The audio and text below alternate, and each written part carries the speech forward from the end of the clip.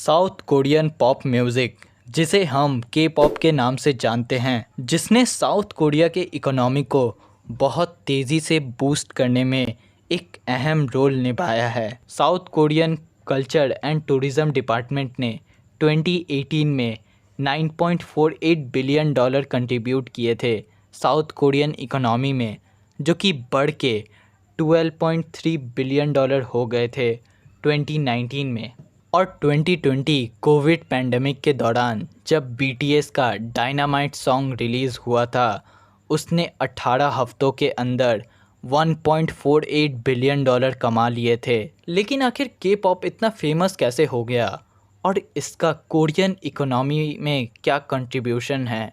ऐसे ही कुछ सवालों के साथ आज की वीडियो शुरू करते हैं। तो चलिए पहले जानते हैं के पॉप की कुछ अंदरूनी बातें। आपको ये जान के बहुत ज़्यादा हैरानी होगी कि के पॉप को स्टार्टिंग से ही एक कंज्यूमर प्रोडक्ट बनाया गया था, जहाँ पे लोग म्यूज़िक और डांस को एक हॉबी की तरह देखते हैं और बाद में जाके उसे एज अ करियर चूज़ करते हैं। वहीं पे के पॉप की प्लानिंग स्टार्ट होती है उनके ऑफिसेस में, मीटिंग रूम्स में। प्लानिंग के साथ पहले लोगों को रिक्रूट किया जाता है। के पॉप स्टार्स एक आइडियल की तरह होते हैं और इसलिए कंपनी ऐसे लोगों को रिक्रूट करती है जो कि आइडियल की तरह दिखते हो और आगे चल के लोग उसे पसंद करें।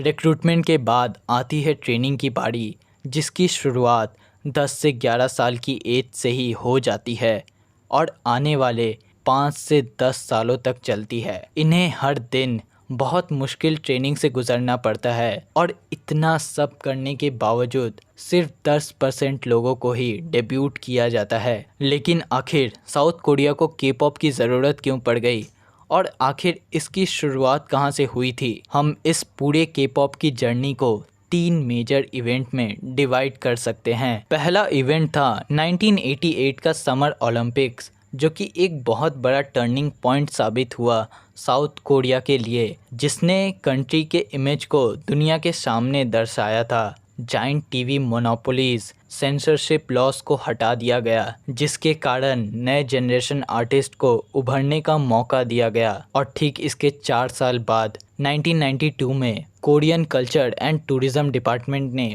वर्ल्ड मार्केट को रिसर्च करना स्टार्ट कर दिया था। फिर इन्होंने डिमांड को खोजने से अच्छा डिमांड को बनाने पे ज़्यादा ध्यान दिया। इन्होंने कुछ पॉपुलर ड्रामा को डब करके पास के कंट्रीज़ के टीवी हाउसेस को फ्री में उसके राइट्स दिए और इन ड्रामा शोज़ को बहुत अच्छा रिस्पांस मिला, जिसके बाद पास के और भी कंट्रीज से इसकी डिमांड आने लगी और इस पूरे इवेंट को हैउल या फिर कोरियन वेव के नाम से जाना जाता है। सेकेंड इवेंट था 1997 का एशिया फाइनेंशियल क्राइसिस। एशिया के मैन्युफैक्चरिंग इंडस्ट्रीज को ह्यूज लॉसेस देखने को मिले थे। तब के प्रेसिडेंट किम डेओ जुंग ने इसके रिस्पांस में इंटरटेनमेंट सेक्टर को बढ़ावा दिया और इनके कल्चर बजट को 600% से बढ़ा दिया गया और इसमें एक पूरा का पूरा के पॉप डिपार्टमेंट था। और अब आता है तीसरा इवेंट, या फिर इसे हम दूसरा कोरियन वेव भी कह सकते हैं। और इस पूरे इवेंट को हम सब ने देखा है, जो कि था 2012 का Gangnam style song,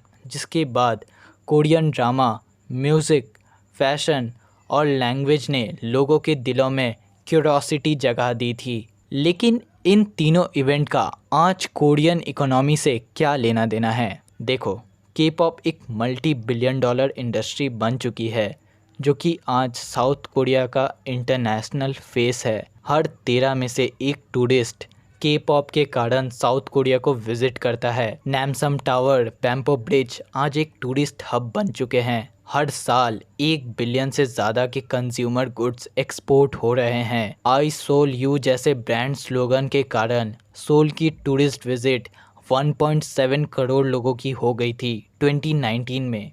Korean airlines, LG, Samsung जैसे बड़े जाइंट्स जो कि साउथ कोरिया को ही बिलोंग करते हैं, वो आज अपने ब्रांड की प्रमोशन के पॉप सुपरस्टार से करवा रहे हैं। अब या तो कोरियन कॉस्मेटिक्स कहो, कोरियन टूरिज़्म कहो या फिर कोरियन बिजनेस कहो, के पॉप कहीं ना कहीं इन सब चीज़ों से लिंक्ड है, चाहे वो पार्टनरशिप हो या फिर प्रमोशन।